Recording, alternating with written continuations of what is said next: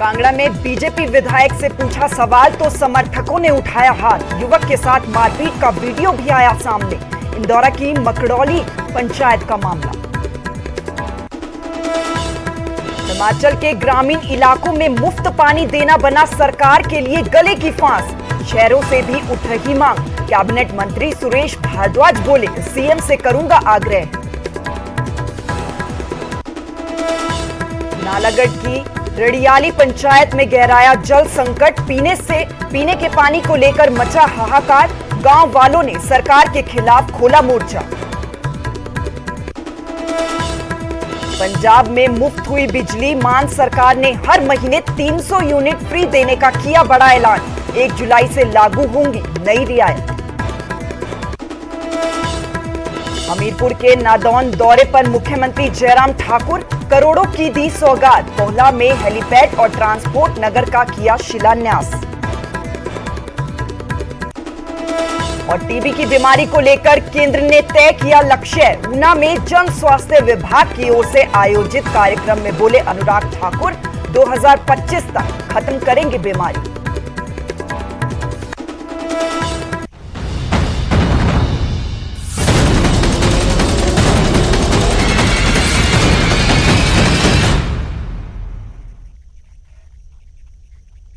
नमस्कार, मैं आपके साथ श्वेता राजपूत। न्यूज 18 पंजाब, हरियाणा, हिमाचल आप देख रहे हैं।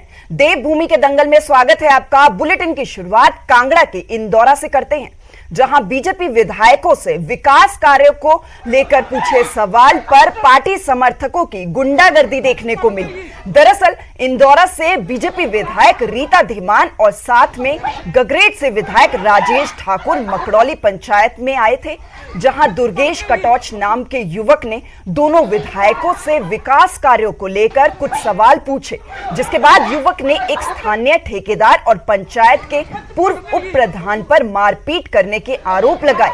घटना से जुड़ा एक वीडियो भी सामने आया। इसमें युवक के साथ एक शख्स हाथापाई करता हुआ भी दिखाई दे रहा है। साथ ही एक और वीडियो में युवक विधायक से सवाल भी कर रहा है। पीड़ित युवक ने मारपीट को लेकर थाने में लिखित में शिकायत भी दर्ज करवाई है। तो इस पूरे मामले का वीडियो आपको दिखा रहे हैं आपके टीवी स्क्रीन पर।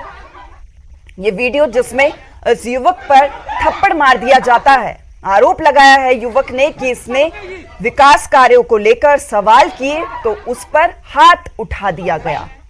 तो दो तस्वीरें, जहां एक तरफ ये युवक सवाल पूछ रहा है तो दूसरी तरफ इस युवक पर हाथ उठाया जा रहा है, मारा जा रहा है। इस युवक ने फिलहाल पुलिस में भी शिकायत दर्ज करवा दी है। तो बीजेपी विधायकों से विकास कार्यों को लेकर सवाल पूछने पर पार्टी समर्थकों की तरफ से हाथ उठाया गया। आज हमारी पंचायत में विधायक रीता धीमान जी जो है वो आई थी, और उनके साथ में गगरेट से जो विधायक है राजेश ठाकुर जी, वो भी उनके साथ में यहाँ पे आए थे।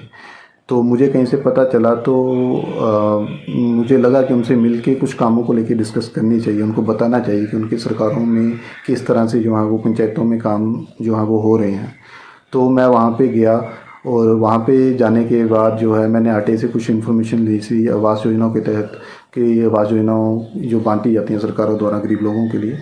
तो उनको बताने गया था कि ये जो आवास योजनाएँ हैं, और हमारे यहाँ से एक और हमारे गांव के ही मदन सिंह जी हैं जिनको मैं साथ में लेके गया था। तो रीता धीमान जी वहाँ से जाने लगी तो इन लोगों ने जो है मुझ पर अटैक कर दिया कि बात तो मैं रीता धीमान से कर रहा हूँ, इन लोगों को क्या तकलीफ है। तो दो तस्वीरें आपको दिखा रहे हैं, आप देखिए किस तरीके से गुंडागर्दी यहाँ पर सामने आई है। एक तस्वीर जहां पर ये युवक सवाल पूछ रहा है विकास कार्यों को लेकर, इस युवक की तरफ से सवाल किए गए, तो दूसरी तरफ इस पर हाथ उठाया गया, मारपीट की गई। तो फिलहाल युवक ने पुलिस में शिकायत दर्ज करवा दी है। इस पर क्या कार्रवाई की जाती है वो देखने वाली बात होगी। हालांकि सरेआम गुंडागर्दी की ये तस्वीरें वाकई में चौंका देने वाली हैं। किस तरीके से विकास कार्य को लेकर अगर आम जनता अपनी आवाज उठाती है तो क्या होता है वो आप देखिए इन तस्वीरों में। तो विचित्र शर्मा हमारे संवाददाता कांगड़ा से हमारे साथ जुड़े हैं। विचित्र, क्या ये पूरा मामला था, पहले एक बार वो विस्तार से बताइए। देखिए श्वेता, मैं सबसे पहले बता दूं कि जिस तरह से दुर्गेश कटोच नाम का ये जो युवक है, जो कि हमारी टीवी स्क्रीन पर आरोप लगा रहा था और कह रहा था कि कैसे वहां पर एक कार्यक्रम था जहां पर इंदौरा की विधायिका और गगरेट के विधायक जो है राजेश ठाकुर वहां पर पहुंचे हुए थे, उनकी मौजूदगी में ये पूरा वाकया तो हुआ है। तो इसमें उनकी ओर से जब हमारी भी बातचीत हुई है इस युवक के साथ, जो कि इस वक्त पीड़ित है, अपने आप को पीड़ित बता रहा है, ये दुर्गेश कटोच, तो वो ये कह रहा है कि बिना ग्राम सभाएं किए हुए जो है यहाँ पर अपने अपनों को लाभ दिया गया है प्रधान की ओर से। और जब उन्होंने प्रधान से इस बाबत पूछा था कि भाई आप ऐसे कैसे कर सकते हैं, ये सोशल सर्विसेज हैं, ये सोशल पॉलिसीज हैं, सरकारी पॉलिसीज हैं जिनका एक प्रावधान होता है कॉन्स्टिट्यूशनली, तो उसको संवैधानिक तरीके से ग्राम सभाओं में लाया जाना चाहिए। आवास योजनाएं हो, बाकी की जो दूसरी योजनाएं हो, उसके जरिए जो है वो फायदा पहुंचाना चाहिए। लेकिन आप अपने आपको ही जो है वो भाई भतीजाबाज वाली पॉलिसी को अपनाते हुए जो है उनको लाभ पहुंचा रहे हैं। तो इस तरह का सवाल तो उन्होंने कहा था कि इसमें हमारा कोई हस्तक्षेप नहीं, यानी वो उप प्रधान जो है वो ये कह रहा था कि हमारा कोई हस्तक्षेप नहीं, ये दुर्गेश कटोच कह रहा है। और जब उसने कहा कि तो फिर हस्तक्षेप किसका है, तो उसकी ओर से ये कहा गया कि यहाँ की मौजूदा जो विधायक है उनका हस्तक्षेप है। तो जब ये युवक ये कह रहा है, दुर्गेश ये कह रहा है कि जब उसे मालूम पड़ा कि एक कार्यक्रम जो मकरोली में हो रहा है उसी की पंचायत में हो रहा है, तो वो वहां पहुंच गया और वहां पर ये प्रधान भी मौजूद थे जिनकी ओर से ये कहा जाता था कि विधायिका का हस्तक्षेप रहता है। तो उसने मौका देखते हुए जो है विधायिका के सामने ही उसको जो है वहां पर ये पूरे मामले का भंडाफोड़ करने की उसने कोशिश की, ये कह रहा है दुर्गेश। तो वहां पर जो है जब विधायिका ने कहा कि मेरा हस्तक्षेप भला क्यों होगा उसमें, और साथ में बैठे हुए राजेश ठाकुर जो कि गगरेट के विधायक हैं, उन्होंने भी इसमें जब उसको दुर्गेश को वहां पर बातें सुनाई, तो उसके बाद जो है वहां तो मामला ठीक है, वहां तक तो सही था। लेकिन उसके तुरंत बाद जैसे ही सभा खत्म हुई तो ये दुर्गेश कह रहा है कि उसके बाद जो है बाहर आकर इन लोगों ने उसके ऊपर हाथापाई की, और साथ में बड़ी बात है कि वहां पर बिट्टू ठेकेदार के ऊपर ये आरोप लगा रहा है। तो उसने भी हाथापाई की, तस्वीर में भी दिख रहा है कि किस तरह से एक दूसरे के ऊपर ये आपस में मारपीट कर रहे हैं। तो इस पूरे मामले में श्वेता मैं आपको बताऊं कि फिलहाल इसकी ओर से, यानी जो दुर्गेश कटोच है, इसकी ओर से पुलिस में शिकायत दी गई है, और पुलिस में भी हमारी जो पुलिस स्टेशन में भी बातचीत हुई है, तो उनकी ओर से ये कहा गया कि बिल्कुल ये जो प्राथमिकी है वो दर्ज कर ली गई है, प्रिलिमिनरी रिपोर्ट के आधार पर एफआईआर दर्ज हो चुकी है। लेकिन अभी जो रिपोर्ट यानी जो मेडिकल करवाया गया है उसकी जो रिपोर्ट है वो आनी बाकी है, हो सकता है कि वो सोमवार तक आए। तो उसके बाद ही जो है इसमें किन धाराओं को जोड़ा जाना है, क्योंकि अगर चोट गहरी है या ज्यादा है तो उसके तहत ही मामला जो है वो दर्ज किया जाएगा। फिलहाल प्राथमिकी इसमें दर्ज की गई है। लेकिन सवाल यहाँ पर ये उठ रहा है कि अगर कोई शख्स जो एक जागरूक है और बाकायदा बता रहा है कि कॉन्स्टिट्यूशनली जो है वो संवैधानिक तौर पर जिस तरह से काम होना चाहिए उस तरह से अगर उसने सवाल विधायिका और प्रधान की मौजूदगी में उठाए हैं, तो फिर बाहर आकर उसके साथ मारपीट करने की जरूरत क्या थी? तो ये एक बड़ा सवाल यहाँ पर उठ रहा है श्वेता। जो लोग इस तस्वीरों में नजर आ रही हैं जो इस युवक के साथ मारपीट कर रही हैं, फिलहाल उनके बारे में कोई जानकारी कि ये कौन लोग थे और क्यों इन्होंने ये हाथ उठाया, इनके बारे में फिलहाल कोई कार्रवाई इनके ऊपर फिलहाल पुलिस की तरफ से कोई पूछताछ? बिल्कुल श्वेता, देखिए जिन्होंने हाथ उठाया उनसे भी मेरी बातचीत हुई है। बिट्टू ठेकेदार जिनके ऊपर आरोप लगा रहे हैं दुर्गेश कटोच की, इन्होंने जो है उनके ऊपर हाथ उठाया। तो बिट्टू कटोच ये कह रहा है कि ये दुर्गेश कटोच जो है वो उसका पड़ोसी है, और इसने मौके पर भी उस वक्त भी वहां पर उसके पेरेंट्स को जो है वो भला बुरा कहा, वहां पर गाली गलौज की। तो कोई भी शख्स जो है वो अपने पेरेंट्स के सामने गाली गलौज नहीं सुन सकता, ये बिट्टू ठेकेदार की ओर से कहा गया है, जो कि उस वक्त सरेआम जो है यहाँ पर वायरल वीडियो में हाथ उठाता हुआ जो है यहाँ पर नजर आ रहा है। हालांकि चलिए, बहुत बहुत शुक्रिया विचित्र, आपने तमाम जानकारी दी इस पूरी खबर को लेकर। तो तस्वीरें आपकी टीवी स्क्रीन पर हैं, किस तरीके से सरेआम गुंडागर्दी की जाती है वो आप देखिए। विकास कार्यों को लेकर इस युवक ने सवाल किया था और उसके बाद जो कुछ भी इस युवक के साथ हुआ वो आपके सामने है।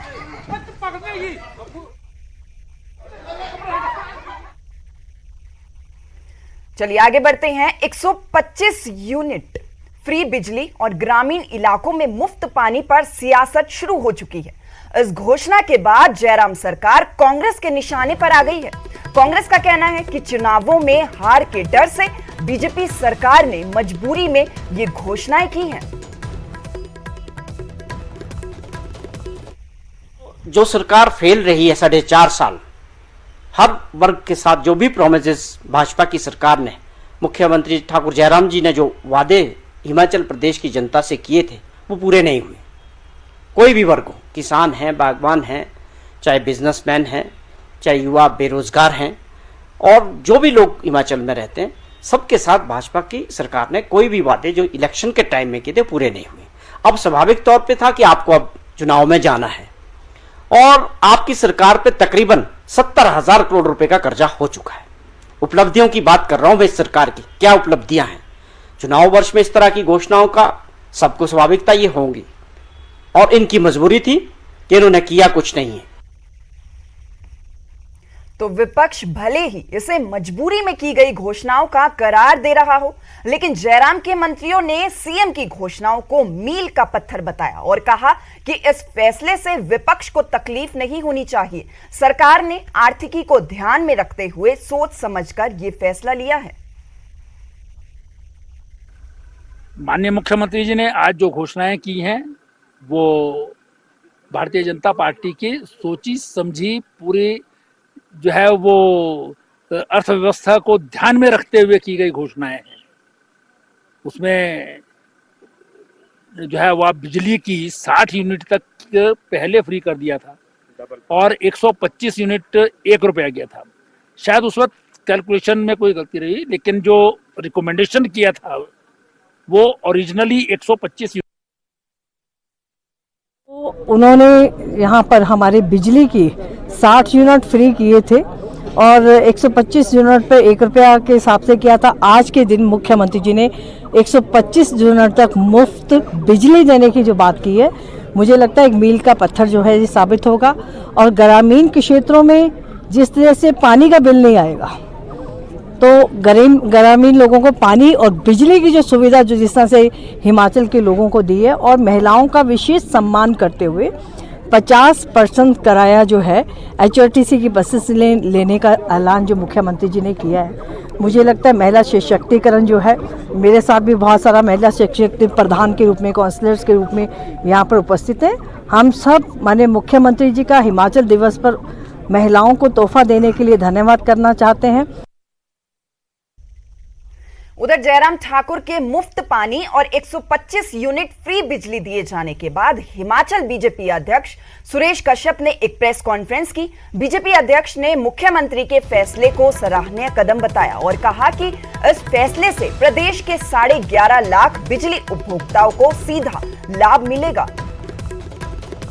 69 नेशनल हाईवेज की बात हुई थी, जिसमें 25 नेशनल हाईवे तुरंत जो है उनके ऊपर कार्य प्रारंभ करने की घोषणा केंद्रीय जो हमारे भूतल परिवहन मंत्री हैं उन्होंने कर दी थी। और ये मार्च महीने की बात है, लेकिन कोविड के कारण जो लॉकडाउन लगा और उसके बाद आप जानते हैं कि क्या परिस्थितियां रही, लेकिन नेशनल हाईवे की जो घोषणा हुई है वो उसको निश्चित रूप से पूरा किया जाएगा और नेशनल हाईवे हिमाचल प्रदेश में बनेंगे, ऐसा मुझे लगता है। तो वहीं ग्रामीण इलाकों में मुफ्त पानी दिए जाने का हिमाचल सरकार का फैसला शिमला नगर निगम चुनाव के लिए गले की फांस बनता दिखाई दे रहा है, क्योंकि अब शिमला की जनता भी अपने लिए मुफ्त पीने के पानी की मांग कर रही है, जिस पर सूबे के शहरी विकास मंत्री सीएम से बात करने का आश्वासन दे रहे हैं। देखिए इस रिपोर्ट में।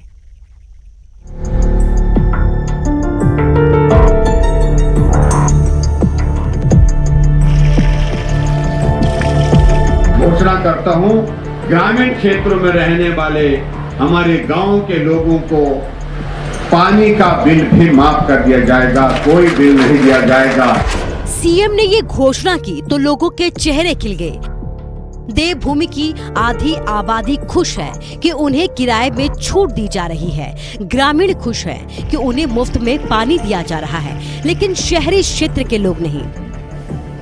शहरों में भी लोग ही रहते हैं, उनको भी ज़रूरत है, ज़रूरत है पानी की। तो मैं चाहता हूं, सरकार से ये दरख्वास्त करना चाहता हूं, शहरों में भी तो लोग ही रहते हैं, उनको भी ज़रूरत होती है पानी की। मुफ्त दे ना दे, पर लोगों को तो अभी भी पानी नहीं है। हमारे इलाके में अभी भी पानी नहीं है। मुफ्त की बात तो बात की है, लेकिन अभी भी पानी नहीं है। लोग ढोके ला रहे हैं। पर कौन सा गांव पड़ता है सर? ढोके ला के मतलब वो जो है बावड़ी से, गांव का नाम है झोली। ऐसे लिफ्ट का पानी है, पर कभी महीने में एक दफा, हफ्ते में एक दफा, तो उससे कैसे गुजारा होगा। हिमाचल के ग्रामीण इलाकों में पीने का पानी मुफ्त देने की सीएम की घोषणा अब सरकार के ही गले की फांस बनती जा रही है और यही वजह है कि अब प्रदेश के शहरी इलाकों में भी मुफ्त पानी की आवाजें उठना शुरू हो गई हैं।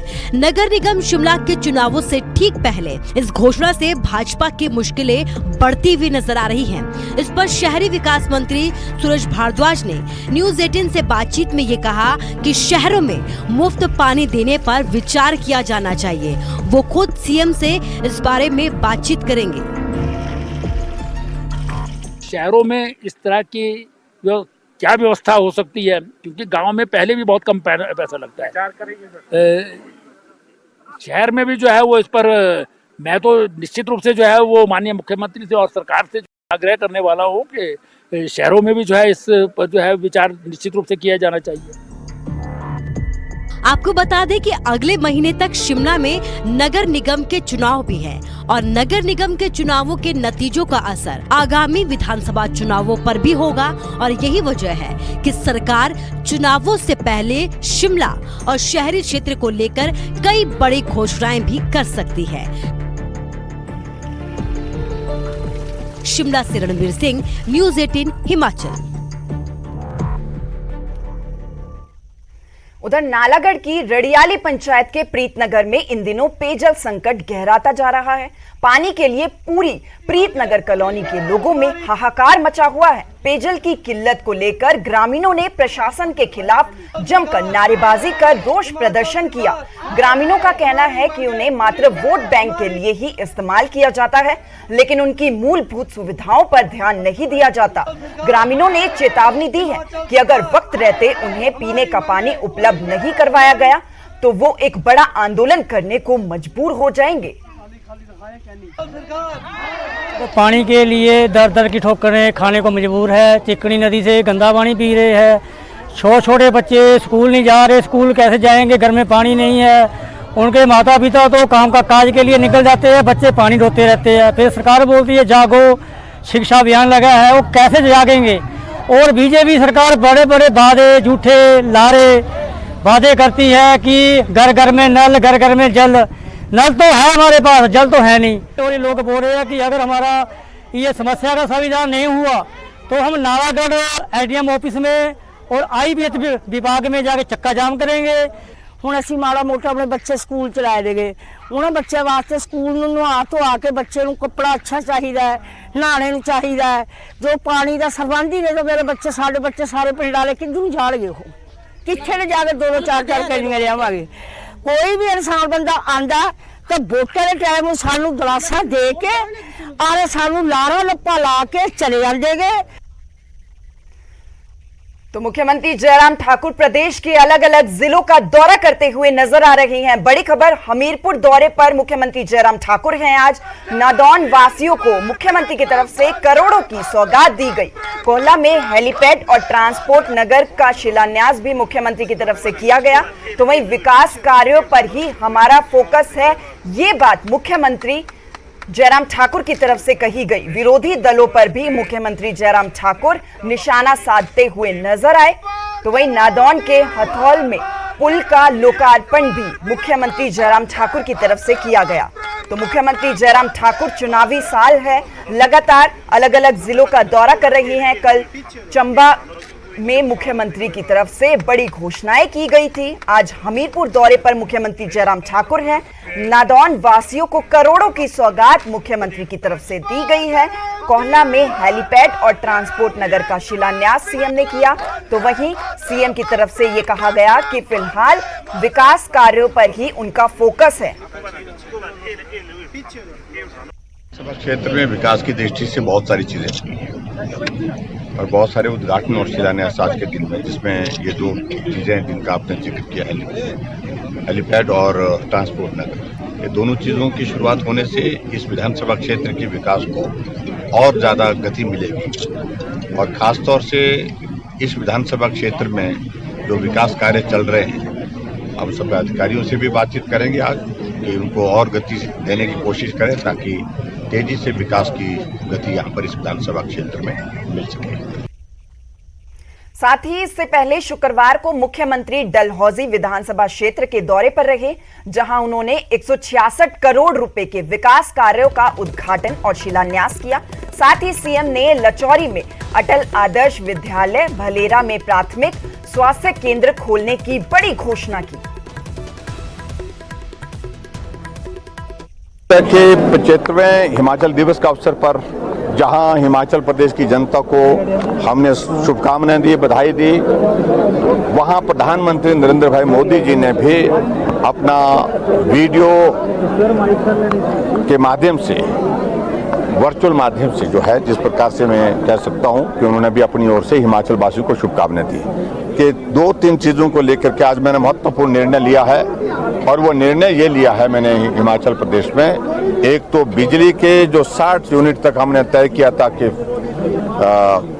जो जीरो बिल देंगे, उसको हमने थोड़ा बढ़ा करके उसको एक स्लैब में, पहले हमने 2 स्लैब में किए थे, अब उसको 125 तक उसको हमने किया है। 125 तक जीरो बिल देने का हमने निर्णय किया। रूरल एरिया में वाटर सप्लाई जो हम देते हैं उसका बिल चार्ज नहीं करेंगे, ये भी हमने निर्णय किया। और तीसरा महत्वपूर्ण निर्णय हमने ये लिया कि हिमाचल प्रदेश में जो हमारी माताएं बहनें हैं, उनका पॉपुलेशन का हिस्सा जो है उस आबादी में 50% है। तो पर्यटकों की पसंदीदा जगहों में से एक मनाली पर्यटकों के लिए किसी जन्नत से कम नहीं है। मैदानी क्षेत्रों में जहां इन दिनों आसमान से आग बरस रही है, तो वहीं मनाली सहित आसपास के क्षेत्रों में मौसम काफी सुहावना बना हुआ है। मनाली के सुहावने मौसम का लुत्फ लेने के लिए पर्यटक भी काफी संख्या में पहुंच रहे हैं। यहाँ वो न सिर्फ वादियों में मस्ती कर रहे हैं, बल्कि साहसिक गतिविधियों में भी भाग लेते हुए नजर आ रही हैं।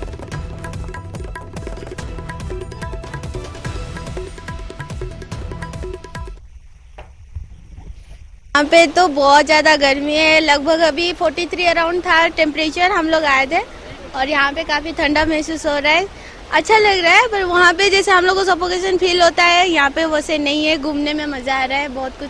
टेम्परेचर हमारे वहाँ से ये मान लो स्वर्ग है ये, क्योंकि वहाँ पे तो ऐसे लू के थपेड़े लगते हैं भयंकर वाले। यहाँ पे बहुत अच्छा है, अंदर एंजॉइंग मोमेंट है यहाँ पे, और टेम्परेचर भी बहुत मस्त है। और राजस्थान में तो आपको पता ही है कि सबसे ज़्यादा टेम्परेचर राजस्थान में ही रहता है। हम लोग यहाँ पे आज आए हैं चिल करने, जो कि हम बहुत ज़्यादा चिल भी कर रहे हैं, बहुत फ्रीज कर रहे हैं। वहाँ हमारे हॉस्टल में बहुत ज़्यादा गर्मी थी, हम रात को वहाँ सो नहीं पा रहे थे। हम अपने वॉशरूम्स में जाके पानी डाल के खुद को रिलैक्स करते थे। यहाँ आके राफ्टिंग करने के बाद हमें फील हो रहा है कि इंडिया में ऐसी भी कोई जगह है जहाँ पे आपको काम और फ्रेश फील हो सकता है। तो ये जगह बहुत ज़्यादा सुपर्ब है।